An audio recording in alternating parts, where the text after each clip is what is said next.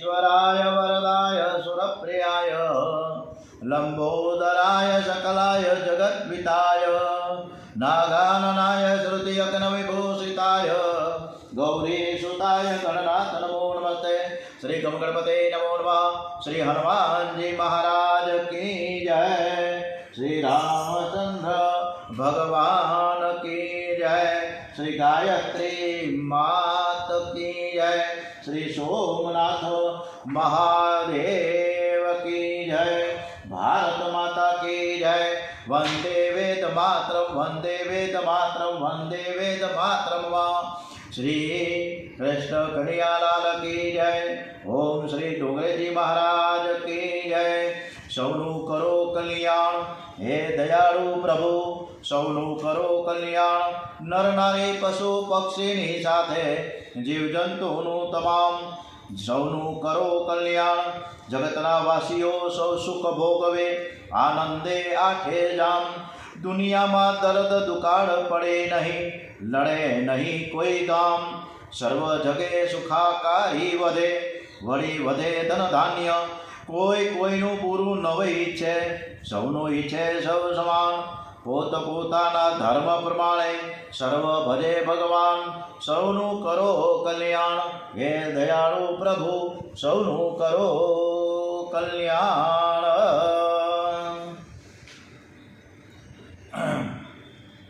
ભરતજીના જીવનમાં માયાદેવીએ એક જ પ્રસંગ ઊભો કર્યો। ગરમીના દિવસો હતા, હવે શરૂ થઈ ગઈ આપણે ગરમી, અને ગઈકાલે ઉતાણી હોળી પ્રાગટ્ય,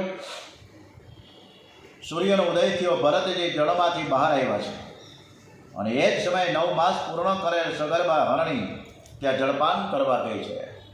આજની તારીખમાં 3 માર્ચ મહિનો, આજે પૂનમ છે અને મંગળવારનો વાર।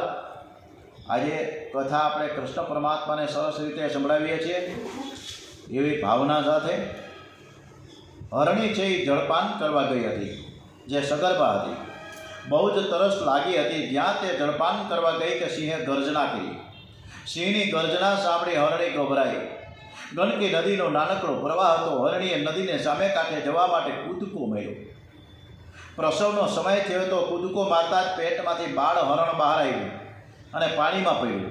હરણીને પ્રસવની બહુ જ વેદના થઈ, તે તરફડવા લાગી। એ બાળ હરણને જોઈ રહી ભરતજી ત્યાં ઊભા હતા। હરણી ભરતજીને જોવા લાગી। ભરતજીને લાગ્યું કે હરણી મને કંઈક કહી રહી છે। મહારાજ, હું મારો દીકરો તમને સોંપું છું, એને મોટો કરજો। ભરતજીને બાળ હરણમાં શ્રી હરિના દર્શન થયા। હરણીને જોત જોતામાં પોતાના પ્રાણ છોડ્યા છે। ભરતજી દોડતા ગયા અને બાળ હરણને ઉઠાવી લીધું। ઝૂંપડીમાં લઈ આવ્યા। ભરતજીને થયો કે આનો બાપ હું છું અને આની મા પણ હું જ છું। આનું પાલન પોષણ કરવું એ મારી ફરજ છે। ભરતજી માનવા લાગ્યા કે હું બાળ હરણનો રક્ષક પિતા છું, મારે તેનું સર્વ પ્રકારે રક્ષણ કરવું જોઈએ। જીવ માને છે કે હું બીજાનું રક્ષણ કરું છું। અરે ભાઈ, તું શું રક્ષણ કરવાનો હતો? તું એ કાળનું ભોજન જ છે। ગઈકાલે દેડકાની વાત થઈ ને, દેડકાએ જંતુને પકડવા માટે ઠેકડો માર્યો તો પડ્યો સીધો મોટી માછલી જે સરોવરમાં હતી। માછલી એને ગળી ગઈ તો માછલી જે બહાર નીકળી ભેગા સમડી એને ઉપાડી ગઈ। એટલે આપણે બધા જ એ કાળના ભોજન છીએ। રક્ષણ કરનાર તો એક કરતા હરતા શ્રી હરિ છે। સંહાર તથા પાલન કરનાર શ્રી હરિ છે। હરણને પાણીમાંથી બહાર કાઢ્યું તે ભરતજીનો ધર્મ હતો, પરંતુ એનો રક્ષક પિતા હું છું આવો સંબંધ જોડ્યો એ સારું ન થયું। જીવ માત્રનો રક્ષક પિતા એક ઈશ્વર છે। બધા દોષ અભિમાનમાંથી જ જાગે છે। ભરતજી હરણ બાણનું પાલન કરવા લાગ્યા છે। એ હરણ બાણને બહુ પ્યાર કરવા લાગ્યા કે એને ગોદમાં રમાડે છે, છાતી સાથે ચાંપે છે, ત્યારે તેમને મજા આવી જાય છે। દર્શન કરવા જાય ત્યારે પણ સાથે લઈ જાય, સ્નાન કરવા જાય ત્યારે પણ સાથે લઈ જાય, જ્યાં જ્યાં જાય ત્યાં ત્યાં હરણ બાણને સાથે લઈ જાય છે। ભરતજી હરણ બાણને ખંભે બેસાડીને પણ ઘણીવાર લઈ જાય। ભરતજી હરણ બાણને પાણીમાંથી બહાર કાઢ્યું એ ખોટું નથી, ઝૂંપડીમાં રાખ્યું એ પણ ખોટું નથી, પરંતુ હરણ બાણને મનમાં રાખ્યું એ ખોટું છે। ઘરમાં ગમે તે રાખો પણ મનમાં શ્રી કૃષ્ણ સિવાય કોઈને ન રાખો। તમે જેને મનથી રાખશો તે તમને રડાવશે, મરણ બગાડશે।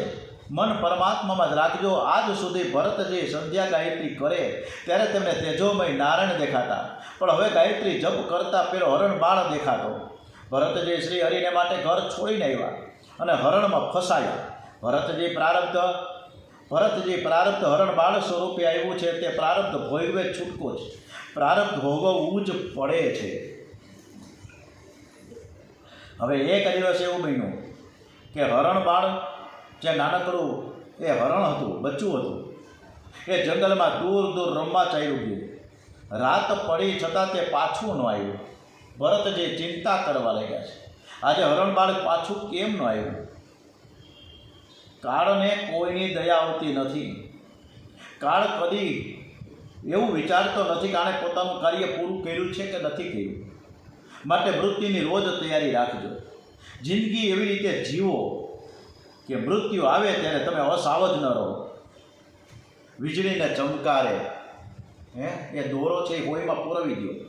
વીજળીના ચમકારે ગંગા સતીનો બહુ સરસ મજાનું એ ભજન છે. આપણે કથા પૂરી થાય પછી એ સરસ મજાનું ગીત તમને સંભળાવીશ. વીજળીના ચમકારે એટલે તમને ઉપાડી જવાની તક તમે મૃત્યુને ન આપશો. સતત સદકાર્ય કરતા રહેશું. સતત ભજન કીર્તન ધૂન કથા વાર્તા થતી રહે.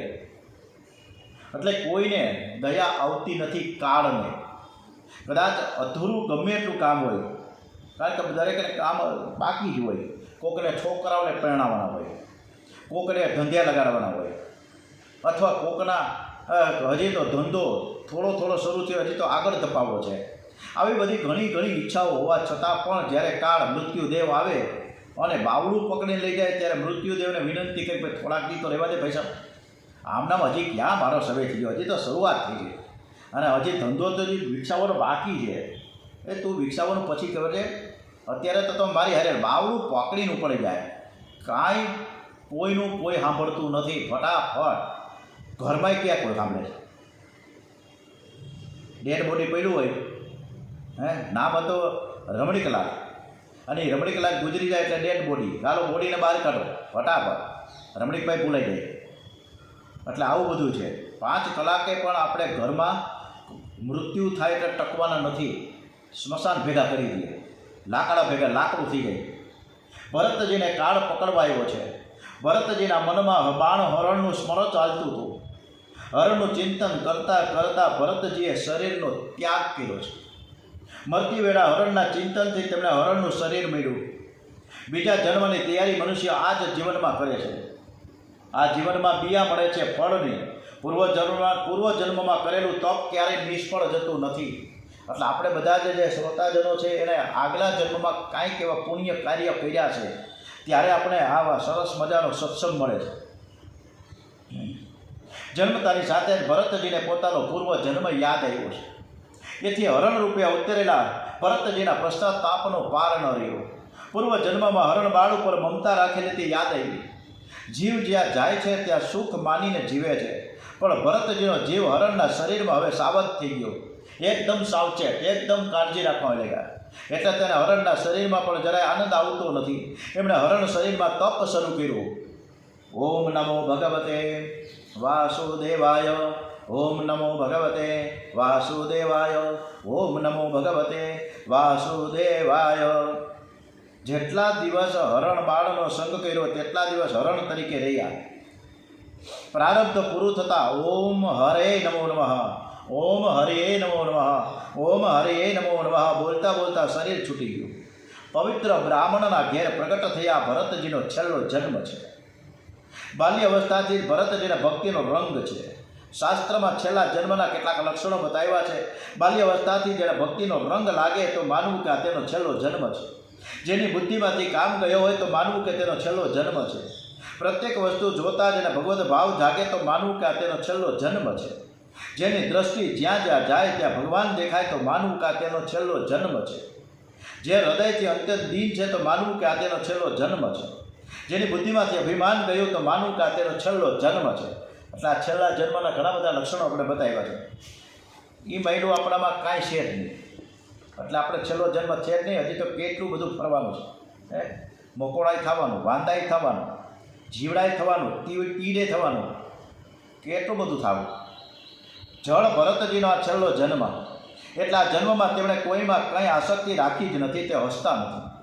રડતા નથી, કોઈની સાથે વાત પણ કરે નહીં, કાયમ મૂંગા રહે. માતા પિતા પણ એને મૂંગો સમજવા લાગ્યા છે.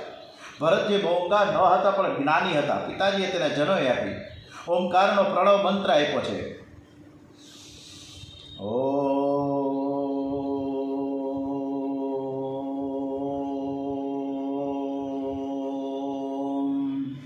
ઓમકારનો પ્રણવ મંત્ર આપ્યો. બોલવાથી સ્નેહ થાય છે. ભરતજીએ બોલવાનું જ બંધ કરી દીધું. મીરાબાઈએ પણ નિશ્ચય કર્યો હતો કે વાત કરી તો ફક્ત મારા ગિરધર ગોપાલ સાથે, બીજા કોઈ સાથે વાત નહીં કરું. હું ગિરધર ગોપાલને કાયમ રોજ રીઝવીશ, એને મનાવીશ. દુનિયાના લોકોને કે સગાને રીઝવવાથી મારે શું ફાયદો, અંતે લાભે શું? રામ નામ મેરે મન બસિયો, રામ નામ મેરે મન બસિયો, રામ રસિયો રીઝાઉ રે માઈ. જળ ભરતના પિતા જળ ભરતને ઓમકાર ભણાવે છે, પણ ભરતજી કાંઈ બોલતા નથી. સતત પરમાત્માના સાનિધ્યમાં રહેતા કોઈ તેમને ઓળખી શક્યું નથી. સૌ તેને જળ સમજે છે. પરધન પરમન હરણ કુવૈશ્યા, પરધન પરમન હરણ કુવૈશ્યા બડી ચતુર, તુલસી સોઈ ચતુરતા રામ ચરણ લવલીન.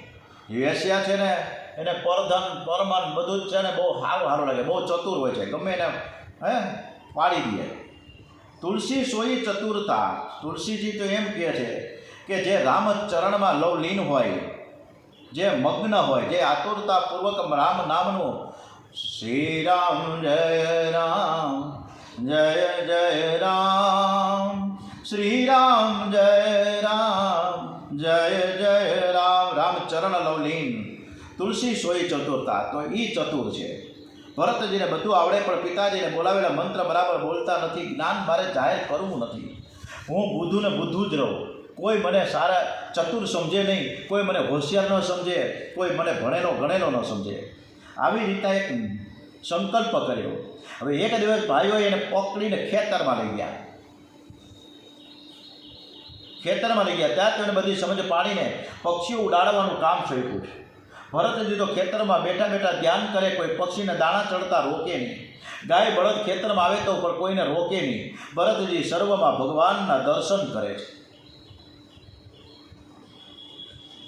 खाने वाला राम, खिलाने वाला राम, तो रोकने का मेरा क्या काम? भले ने खाए भले ने चढ़े, मारू हूँ जाए. બેઠા દર્શન કરે. ભાઈઓને થઈ આ તો મૂર્ખ છે, જળ ભરત છે, એને કોઈ અકલ નથી, કોઈને ઓળખી શકતું નથી. જંગલમાં ભીલોનો રાજા રહેતો, તેણે ભદ્રકાળીની બાધા રાખી હતી, જો મારે ઘેર દીકરો આવશે તો તેને હું નર બની ચડાવીશ. થોડા સમય પછી એને ત્યાં બાળકનો જન્મ થયો. ભીલ રાજાએ પોતાના માણસોને, સશક્ત માણસને પકડી લાવવાનો હુકમ કર્યો. ભરતજીને કોઈ ચિંતા નથી. શરીર હૃષ્ટપુષ્ટ છે. ફાટેલી સાધારણ પોતળી, જે વાળ વધી ગયા છે, દેખાવ ઉપરથી પાગલ જેવા લાગતા હતા.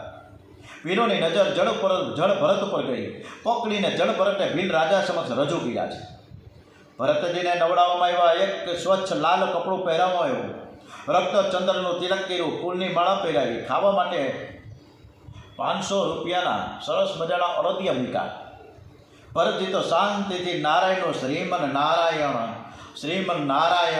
નારાયણ કરતા સરસ મજાના કલ્યાણના 500 રૂપિયાના કિલો એવા અડદિયા મીંડા ખાવા. કોઈ જાતની ચિંતા જ નહીં. મારે મરવું છે કે જીવવું છે, કાંઈ પ્રશ્ન જ નહીં. એને જરાય મરણની બીક લાગતી જ નથી. આ બધા અને શું કહેવું કે આ શાંતિથી બેઠો ખાય છે. હજી હમણાં તો એનું મરણ થવાનું છે, હમણાં જ મૃત્યુ થઈ જશે, હમણાં જ એનું માથું કપાઈ જાય, છતાંય આ શાંતિથી બેઠો ખાય છે. આ છે કોણ? ભીલ લોકોએ ભજન કર્યું, મદિરા પાન કર્યું, વાતે ગાતે ભદ્રકાળીના મંદિરમાં ભરતજીને લઈ આવ્યા. ભદ્રકાળીની સન્મુખ બેસવાની આજ્ઞા કરી. ભરતજી માથું નમાવી બેઠા છે. પછી ભીલોનો રાજા ત્યાં આવ્યો. ભદ્રકાળીની પૂજા કરી અને કહે, હમણાં જ એક ભદ્રકાળી માતાજી અમદાવાદમાં નગરચર્યા કરવા માટે નીકળ્યા હતા. બહુ સરસ મજાનું વાતે ગાતે રથમાં ભદ્રકાળી માતાજીનું સ્વરૂપ પધરાવી અને સરસ મજાના ભક્તજનો નગર ચર્ચા કરવા માટે. આપણે પણ જ્યાં ત્યાં બધે ઘૂમવા જાય છે ને, ફરવા જાય છે, તો ભગવાનને ઈચ્છા ન થાય એ પણ નીકળે નગરચર્યા કરવા માટે. હવે ઘનશ્યામજી મહારાજ, શ્રીજી મહારાજ, મેં બરાબર જોયું છે, ત્યાં પહોંચ્યા ગામે સ્વામિનારાયણ મંદિરે પહોંચ્યા. ત્યાં પણ નગરચર્યા કરવા માટે શ્રીજી મહારાજ નીકળે, પાલખીમાં નીકળે, હોળીમાં જાય. બહુ સરસ મજાનું અદ્ભુત દ્રશ્ય. એકવાર પહોંચ્યા જવા જેવું છે. જેને ટાઈમ હોય, કાવડિયા ખર્ચવાની શક્તિ હોય તો પહોંચ્યા જવાય, વાંધો નથી. ભદ્રકાળીની પૂજા કરીને કે માતાજી તે મને દીકરો આપ્યો છે, હવે હું નરબલી ચડાવું છું, રાજાએ કીધું છે. માતાજીની સ્તુતિ કરે છે. પછી તો રાજાએ ભરતજીને મારવા માટે હાથમાં તલવાર લીધી, છતાં ભરતજીને જરાય બીક લાગતી જ નથી. મારા માલિક ચતુર્ભુજ છે, ચારે બાજુથી મારું રક્ષણ કરે છે. આ બે હાથવાળો મને શું મારવાનો હતો? ભરતજી નિર્ભય હતા, પરંતુ ભદ્રકાળી માતાથી આ સહન ન થયું. ભીટ રાજા જ્યાં તલવારો ગામમાં જાય છે ત્યાં જ કડડડનો અવાજ આવ્યો. મૂર્તિ ફાડીને અષ્ટભુજા ભદ્રકાળી બહાર આવ્યા. રાજાના હાથમાંથી તલવાર છીનવી લઈ રાજાનું મસ્તક માતાજીએ કાપ્યું અને મસ્તકનો દડો બનાવીને માતાજી રમવા લાગ્યા. બોલીએ શ્રી ભદ્રકાળી માત કી જય. ભરતજીને હું બચી ગયો એનું સુખ નથી, આ મરી ગયો એનું દુઃખ નથી. ભરતજી ઉપર સંસારના સુખ દુઃખની કોઈ અસર થતી નથી. જ્યાં સુખ નથી, ડોગરજી મહારાજ વારંવાર શબ્દ વાપરે છે, જ્યાં સુખ નથી, જ્યાં દુઃખ નથી, જ્યાં કેવળ અને કેવળ આનંદ છે. ભરતજી આનંદમય પરમાત્માના સ્વરૂપમાં લીન છે, સ્થિર છે. હવે ભરતજીએ નિશ્ચય કર્યો કે મારે ઘેર કે ખેતરમાં જવું નથી, શરીરનું પ્રારબ્ધ પૂરું કરવું છે. ફરતા ફરતા ઇક્ષુમતી નદીના કિનારે આવ્યા છે. સિંધુ સૌર વીર પ્રદેશનો રાજા રહુગુણ કપિલ મુનિના આશ્રમમાં તત્વજ્ઞાનનો ઉપદેશ લેવા જઈ રહ્યો હતો. ચાર ભાઈઓ પાલખી ઉપાડીને લઈ જતા હતા. ઇક્ષુમતી નદીના કિનારે જળપાન કરવા માટે મુકામ કર્યો. પાલખી ઉચ્ચકનાર એક ભાઈ ત્યાંથી નાસી ગયો, ભાગી ગયો, થાકી ગયો હતો. રાજાએ કહ્યું રસ્તે જે કોઈ મળે પકડી લાવો. સેવકો શોધવા નીકળ્યા. ભરતજી ત્યાં ફરતા હતા, શરીરે હૃષ્ટપુષ્ટ હતા. સેવકોએ એ ચાલ, અમારે તમારું કામ છે, અમે તમને મજૂરી આપીશું, ચાલ કીધું એટલે ચાલવા લઈ ગયા. ક્યાં જવું છે, શું કરવું છે, કાંઈ પૂછવાનું જ નહીં. ભરતજી હાલી નીકળાઈ ગયા.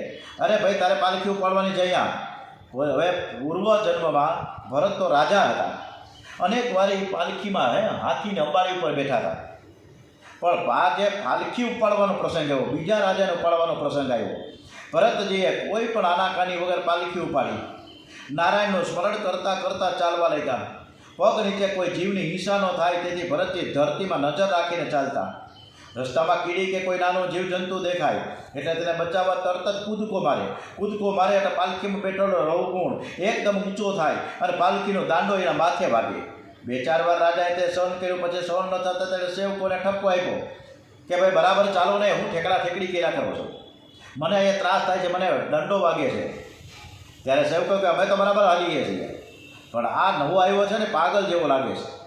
ક્યારેક તે દોડે છે, ક્યારેક ઊભો રહે છે, ક્યારેક રડે છે, ક્યારેક દાંત કાઢે છે, શું કરવાનું? રાજા રહુગુણે ભરતજી ઉપર નજર નાખી. ભરતજી રસ્તામાં કીડીઓ જોઈ, કીડીમાં પણ શ્રી કૃષ્ણ બિરાજેલા છે. એવી બ્રહ્મ દ્રષ્ટિથી ભરતજી જગતને જોતા. કીડીઓ દેખાતા તેણે જોરથી કૂદકો માર્યો. રાજા રહુગુણ ત્યાં સહન ન થયું. એણે ભરતજીનો તિરસ્કાર કર્યો. હે મૂર્ખ, તું તગડો છે છતાં મરેલાની માફક શું કામ ચાલસ? તું જીવતો મરેલા જેવો દેખાય છે. તને વજન વધુ લાગે છે? સીધો ચાલ ને ભાઈ, નહીં તો હું તને મારીશ. તું જાણતો નથી કે હું કોણ છું. તને હું બરાબર સજા કરીશ. મારે પડશે એટલા તારું ગાંડ પણ દૂર થઈ જશે. રાજાનો એક પૈસોય લીધો નથી. રાજાના ઘરનું કંઈ ખાધું નથી, પીધું નથી. રસ્તે ફરતા હતા અને જબરદસ્તીથી લઈ આવ્યા. છતાં રાજા મારવા તૈયાર થયો. આ કેવો ન્યાય? ભરતજીનું મન શાંત છે. રાજાએ બહુ તિરસ્કાર કર્યો પણ ભરતજીના મન ઉપર જરાય અસર થઈ નથી. એ માન અપમાનને પી ગયા છે. રાજાના અભિમાન ભર્યા શબ્દો સાંભળીને ભરતજીને તેની પર દયા આવી. એને થયું કે આ માણસ મારા ખંભે બેઠો છે, મારે તેનો ઉદ્ધાર કરવો જોઈએ. સુખદેવજી મહારાજ વર્ણન કરે છે. આખું જગત ભરતજીને મૂંગો માને છે, તેમને કોઈ ઓળખી શક્યું નહીં. ભગવાનની ઈચ્છા થઈ કે મારા ભક્તનું જ્ઞાન મારે જાહેર કરવું છે, મારા ભરતની કીર્તિ મારે વધારવી છે. પ્રભુએ લીલા કરી. આજે ભરતજીને બોલવાની ઈચ્છા થઈ. જીવનમાં એક જ વાર બોલ્યા છે, પણ જે રહુગુણ સાથે બોલ્યા છે તેનું કલ્યાણ કર્યું. બોલો તો એવું બોલો કે સાંભળનારને કનીઓ વહાલો લાગે, સાંભળનારનું પાપ બળે. ભરતજીને રાજા રહુગુણને બોધ આપવાની ઈચ્છા થઈ. સદા મૌન રહેતા ભરતજી રહુગુણને સત્સંગનો મહિમા સમજાવતા કહે છે કે હે રાજન, તે કહ્યું હતું ને કે તું બહુ તગડો છે, પણ આ તો શરીરનો ધર્મ છે. આત્માને તેની સાથે કોઈ સંબંધ નથી. હું શરીર નથી, પણ શરીરનો એક સાક્ષી છું. દુબળો નથી, પુષ્ટ નથી. તે મને કહ્યું કે તું જીવતા મુવા જેવો છે. અરે ભાઈ, મને તો આખું જગત જીવતે મુવા જેવું જ લાગે છે. આજે છે તે આવતીકાલે નથી. આ પાલખી જીવતી મુવા જેવી છે. પાલખીમાં જે પૂતળું બેઠું છે તે જીવ તે મુવા જેવું છે. તે મને કહ્યું હતું કે વજન લાગે છે કે શું? અરે વજન નામની કોઈ વસ્તુ જ નથી. વજન તો મનની કલ્પના છે. મન માને તો વજન છે. કોઈ માન 3 કિલોમીટર કોઈ માને જવું છે, માને એટલે કે મમ્મીને, અને એના ગોદમાં જે એનું પોતાનું બાળક હોય એ તરત તેડી ગયે અને 3 કિલોમીટર સુધી ચાલી જશે વગર થાક્યો. બાબલાને રમાડતા જાય ને હાઈલા જાય, બાબલાને રમાડતા જાય ને હાઈલા જાય. પણ એક વખત એવું થયું, એ મમ્મીની સાથે એનું બાળક નહોતું, એ સ્કૂલે કીધું, અને એને પાછું 1.5-2 કિલોમીટર અહીંયા ગુજરી બજારમાં જવું હતું. તારે બીજું પાડોશનું જો છોકરું હોય છે ને એની માં આવી, હાલો અમે તમારા ભેગા આવીએ. 2 હાલી નીકળ્યા. એટલે ઓલી જે બાઈ હતી પાડોશી એ એના છોકરાને તેની થાકી કે ભાઈ તમે પકડો ને, તમે તેડો ને, ઓલી મમ્મીને કહે છે, ઓલી પહેલી વારી મમ્મીને. તો ઓલી તો હજી અડધો જ કિલોમીટર આવેલો ને ત્યાં તો થાકી ગઈ. શું કામ ભાઈ? પોતાનું બાળક હતું ત્યારે 3 કિલોમીટર આવી અને 5 બાજુનું પાડોશીનું બાળક છે તો ફક્ત અડધા કિલોમીટરમાં થાકી ગઈ. તો આ જગત ખોટું છે. વજન એ તો મનની કલ્પના છે. મન વજન માને, મન માને તો વજન છે, મન ન માને તો વજન બિલકુલ છે જ નહીં. હે રાજા, મને કહ્યું હતું કે હું તને મારીશ. આ શરીરથી હું જુદો છું. શરીરને કોઈ મારે તેથી મારી ચાલ નહીં સુધરે. શરીરને માર પડે તેથી હું સુખી દુઃખી થતો નથી. આ તો બધા જ શરીરના ધર્મો છે. શરીરને શક્તિ આપે છે મન, મનને બુદ્ધિ, અને બુદ્ધિને ચેતન આપનાર હું આત્મા છું. શરીરના ધર્મ મને લાગુ પડતા નથી. મેં બ્રહ્મ દ્રષ્ટિ સ્થિર કરી છે. બોલતા બોલતા ભરતજીની બ્રહ્મનિષ્ઠા સ્થિર થઈ ગઈ અને પ્રગટ થવામાં આવી છે. ભરતજીના ચરણમાં સાષ્ટાંગ વંદન કર્યા છે રાજાએ, રઘુણ રાજાએ ભરતજીને બહુમાન આપ્યું. પાલખીમાંથી ગાદી બહાર કાઢી અને તેના પર ભરતજીને બેસાડ્યા. ભરતજીની નિર્વિકાર અવસ્થા છે. રાજાએ બહુ અપમાન કર્યું ત્યારે ભરતજી નારાજ થયા નહીં, અને રાજાએ અતિ માન આપ્યું ત્યારે પણ ભરતજી રાજી ન થયા. જ્યાં માન નથી, જ્યાં અપમાન નથી, જ્યાં સુખ નથી, જ્યાં દુઃખ નથી, જ્યાં અત્યંત પરમ અને પરમ આનંદમય વાતાવરણ ઊભું થાય. સંતની પરીક્ષા મનોવૃત્તિથી થાય છે, કપડાથી નહીં. માન મળ્યું તો પણ એ જ ક્ષમતા, માન અપમાનમાં વૃત્તિ સમ છે. વેશથી સંત થવું કઠણ નથી, હૃદયથી સંત થવું કઠણ છે. ભરતજી જ્ઞાનની છેલ્લી ભૂમિકામાં આનંદમય પરમાત્મામાં સ્થિર છે. સાધારણ માનવી તો માન મળે તો મલકાઈ જાય, જ્યારે તેને થોડું અપમાન થાય ત્યારે તે હૈયું બાળે છે. જેને માન ગમે છે તેને અપમાન બહુ દુઃખ આપે છે.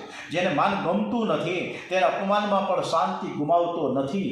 એટલે માન અને અપમાન જેવું મનમાં રાખવું જ નહીં. તો તકલીફ થાય ને, કોણે મને બોલાવ્યો નહીં, ભાઈ ન બોલાવ્યો તો કાંઈ નહીં થયું.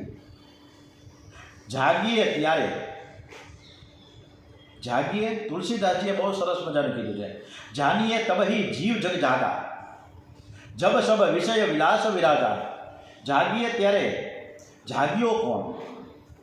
જાનીએ તબહી જીવ જગ જાગા. સાચા અર્થમાં જ્યારે આપણે જાગીએ, સર્વ વિષયોમાંથી જ્યારે આપણું મન છૂટી ગયું ત્યારે આપણે જાગ્યા કહેવાય. અગાઉ ભૂતકાળમાં એક સરસ મજાનું જાગતે રહો, રાજ કપૂરનું એક પિક્ચર છે, જાગતે રહો. પહેલાં તે છેલ્લે લગીને એને પાણી જ ન મળ્યું રાજ કપૂરને, એ પાત્રને. પણ અદ્ભુત પિક્ચર છે, અનુકૂળતાએ જોજો, જાગતે રહો. તો આપણે પણ જાનીએ તબહી જીવ જગ જાગા, જબ સબ વિષય વિલાસ વિરાગા. ભરતજીએ રાજા રઘુગુણને દિવ્ય તત્વજ્ઞાનનો ઉપદેશ કર્યો છે અને ભવાટવીનું વર્ણન કર્યું છે. સંસાર જંગલમાં જીવ અનાદિકાળથી રખડે છે, એનો કોઈ અંત આવતો જ નથી. જીવ ભાન ભૂલ્યો છે અને વિચારતો નથી કે હું ક્યાં હતો અને ક્યાં જઈ રહ્યો છું. રસ્તામાં તેને 6 ગઠિયા મળે છે. આ 6 ગઠિયા તેનું વિવેક રૂપે ધન લૂંટી રહ્યા છે અને ખાડામાં ફેંકી દે છે. 5 જ્ઞાનેન્દ્રિયો અને 6ઠું મન, આ 6 ગઠિયા છે. આ એક ઇન્દ્રિય આત્માનું વિવેક રૂપે ધન લૂંટી લે છે, એને ક્ષેત્રે છે. કોઈ સંત મળે તો સંસાર રૂપે જંગલમાંથી તેને બહાર કાઢે છે. મનુષ્ય જન્મ સર્વ પુરુષાર્થનું સાધન છે.